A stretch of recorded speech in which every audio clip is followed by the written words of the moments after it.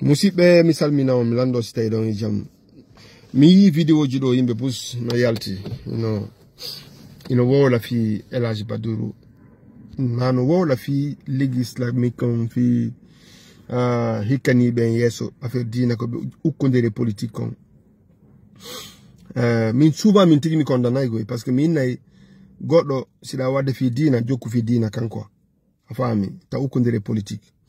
Mais konnu mi ndari mi tawi, c'est-à-dire que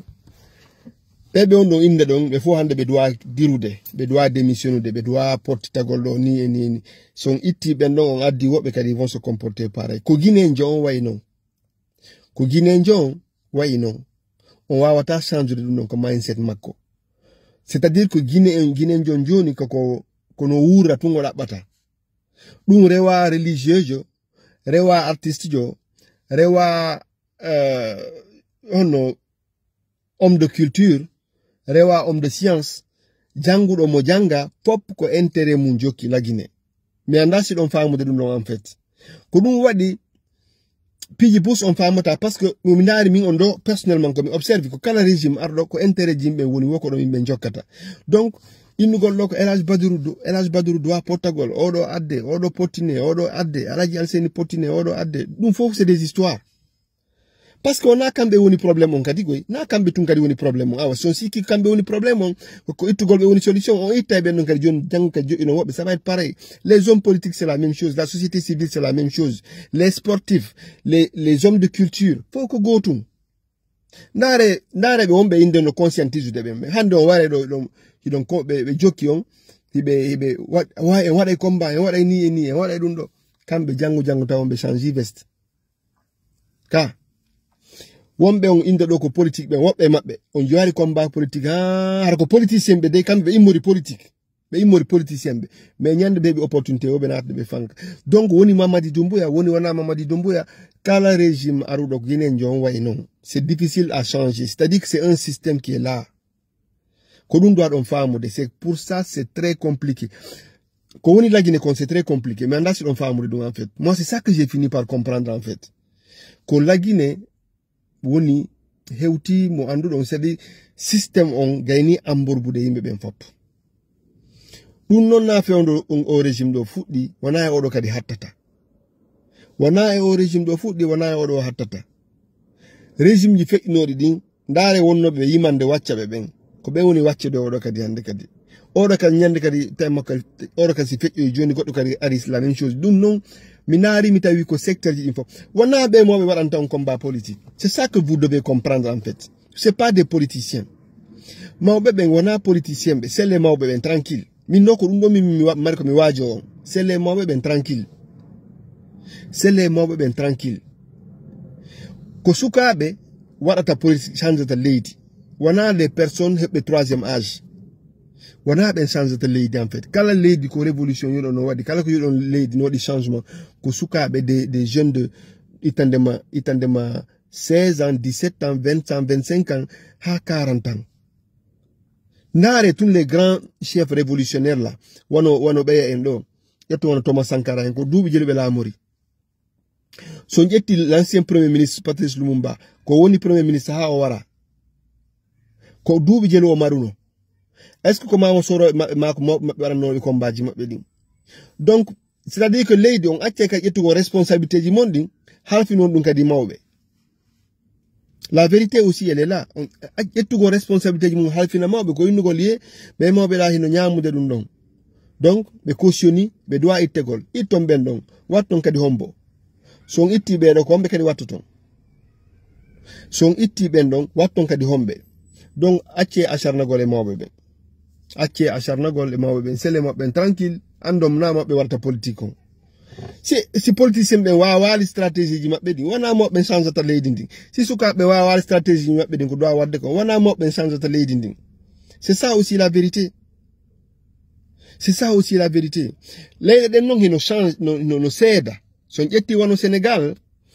Lami be ton ben ka religieux be dépendant et système politique. Fi honnu parce que wonbe ka système religieux mabbe kambe burbe be mari ko be talibabe collecta e mburi ara okkabe mari kadi ɓiɓɓe yimɓe kadi ɓe jangi wona ɓe reconnaissant heɓɓe fonction ji ka administration ji ma wonɓe marɓe jawle wonɓe ka international ɓen addanayi ɓe mbuuɗi wona état on yoɓata ɓe lagine noon o yiya imam jo hara ko mo mari salaire ko lagine ton imam jo hara o mari salaire ji quoi mais andasi ɗon faami no woodi kam noon hay leyɗe poto parce que France ɗo là où je suis là ɗo imam on ɗo la plus grande mosquée là o ɗuma wonɗo ɗo imam jo on ɗo représentant de Ligue islamique on andi mo mari salaire il est payé. Il est payé. Donc, leyɗe go ko non way, leyɗe go kadi wana non way. Iɗon famude après min minata hay goto yo cautionne injustice. Minata hay goto yo ɗumanno ko tawata o yiya e ella o ronka ɗumannagol mo c'est dénoncugol ella on. Ko tawata vraiment ino soñji société o ma no soñji population on. Parce que goɗɗo ka sa woni responsable religieux ka wolowo gonga ka duwaɗo wolde ko tawata ko ɗum ɗon moƴƴi ko ɗum ɗon dina kan kadi yamiri. Est-ce que vous comprenez? Mais hiɗon andi wonɗo lagine wonɓe wolde ɓe ka réseaux sociaux ɗo fop comme maɓɓe jooɗi lagine wonɓe wolde ɓen fop kombo maɓɓe inta ɗo hande yaw lagine wola la même chose kombo inata ɗo yaw lagine jooɗoɗa tu tiens le même discours parce que ɗon andi c'est facile kadi goy d'accuser les gens kono an tigi tu te remets en question mi jottu ko ba téléphone do joni minna koni mi ya watto cionci militaire mi ara mi jodo minna be do ko dakkaliji ni ittaybe be ra ko be mawbe ra ko corrompuɓe ko be wonde dakkali ni mais min ka ba téléphone am mi wawata de wadde dum de est ce que mina wawi wat lagine mi jodo mi on live don donc dum kadi faamo ton wobbe go kadi be wowlay parce que na lagine be jodi kulol ngol mardol ngol kulol ngol ngo tawata a sustayogo c'est-à-dire que a wona prêt taƴugol biye yaha lagine joɗɗa ton waɗa on discours ɗon mawɗo kadi joɗɗo lagine on ko ngol kulol kadi o mari awa ko ɗum hatta o wata wadde pijigol na noon defandugol ɓe de faame moƴƴa min logique kangol ngoy faame moƴƴa logique men woni on haalande on faame moƴƴa logique men woni on haalande on aɗa wawi wadde combat mais hara kala ko wonirɗa assuma e combat ma on kala ko wonirɗa dans le monde a assuma mo hara tu es prêt à aller affronta waɗa discours ma on ko wonirɗa o mi wolay ɗo souvent min do la plupart des yimɓe waɗuɓe combat politique ji ɓe yaw sur le terrain ɓe waɗi combat politique mais sa jooɗiki ka ɓaawa téléphone ma heɗa leyɗe des millions et des millions de kilomètres des milliers kam pardon de kilomètres a jooɗike e auto ma a waɗi treyi militaire a jooɗike kaari ko dakkali kaari no duwa ittegol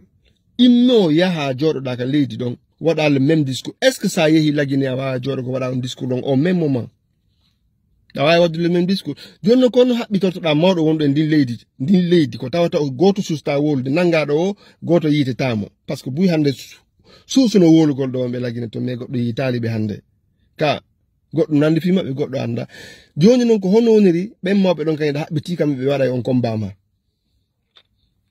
vous voyez le problème parce que des fois kadi tagaɗo il faut se remettre en question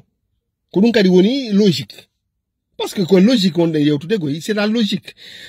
on ko est ce que mi la woni capable yawgol ka terrain don mi wada on discours don on discours politique don ko soit comme politicien jo ma comme activiste jo ma comme je ne sais pas comme conseiller géopolitique mais assuma rôle on mi wada mo si mi wawata mi fanko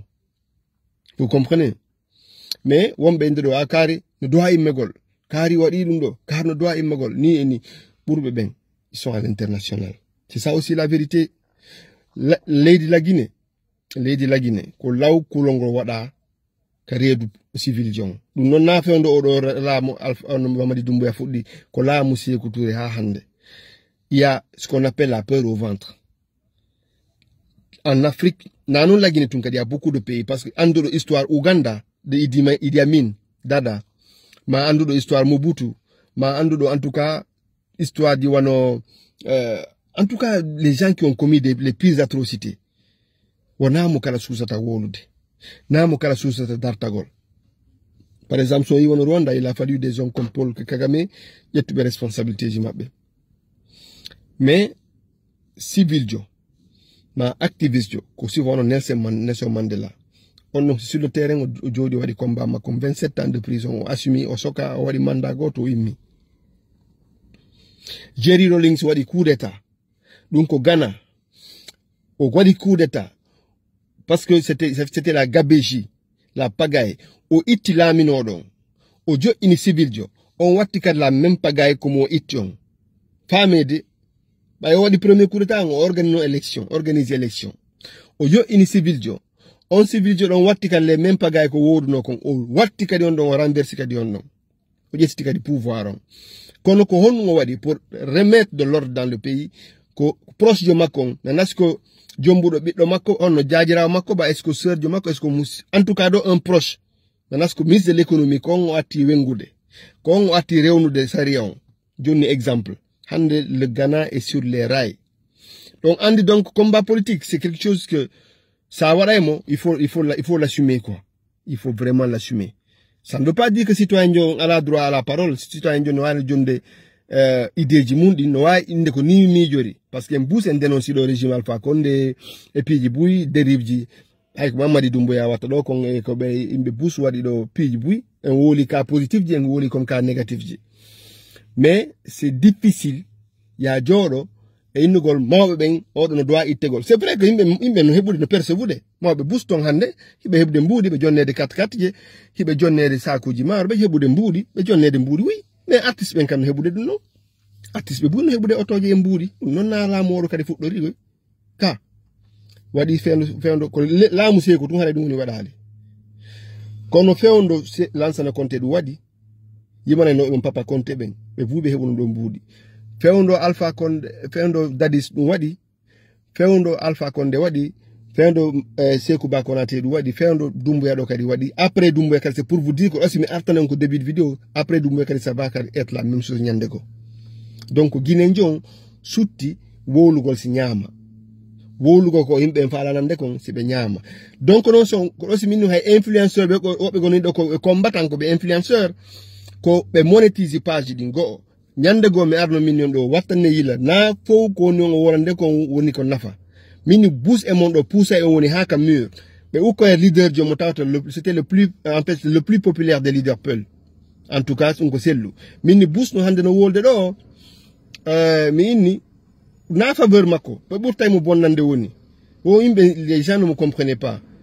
mais hande bus yilti finalement yilti no ba be yilti ke ba mako ka pourtant le nebi ko be avertisude on min wobe gonton ala wallude sellude min ni wattane yila na ardo wolni on ko faldo nande wogoy woni gido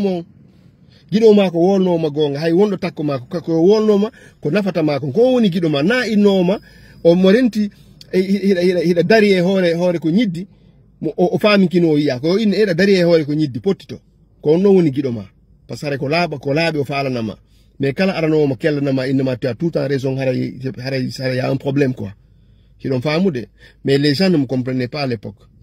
activiste be bus fami kinno be non soutenir mo be sortori goto hande honto be woni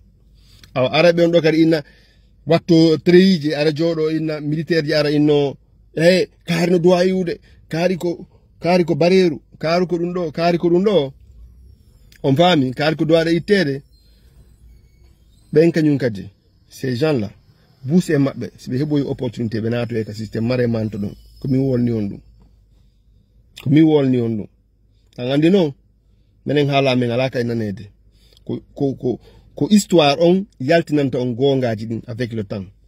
bus yaltuno do woli ha be burtani créango sellu dalen problème be burti tabbande sellu dalon aybe don sikano on tuma hari ben non ko gidobe mon pourtant be burtumo dabbande aybe minion solution stratégique il fallait changer. Les gens ne comprenaient pas. Comme on officiel le souvent ben kono da wol FDG que parce que c'est le plus grand parti d'opposition en Guinée. Ko dum wari kono mi ko RPG on le plus grand parti d'opposition car j'allais miser sur RPG. Masay non ko le parti de Sidé Touré etc. Mais hande à la plus grand parti pour FDG. Ko souvent on te wala jonne exemple parce que la renti no wodi wobbe dari be no pirande FDG. Est-ce que vous comprenez? Donc par exemple la dernière fois mi dit vidéo mi condamné ko mo ben hawti yaltine beeda ini wobe julnata ko ni tabe yow ka julide non fo j'avais condamné parce que c'est pas logique yimbe no wadde pire hibe accepté be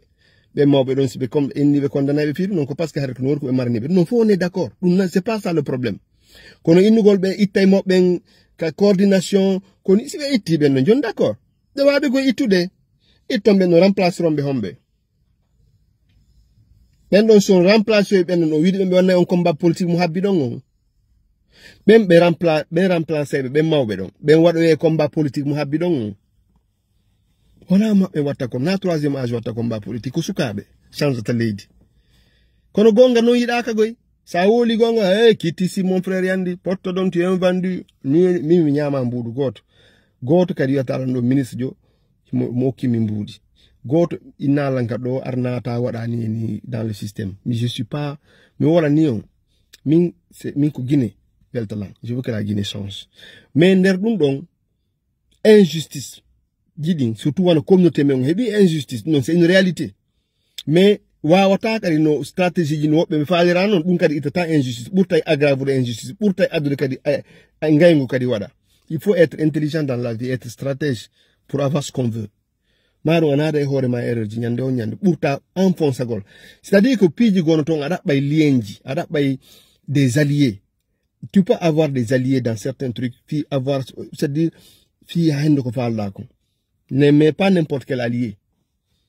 on a itugol pour remplacer mon Pierre à ta victoire combat politique non parce que ben ay mo be yalti be dénoncer don be wolo hon be nangude be sokabe be mo be on do wiide don jonsi be itube ko be dakka dumabe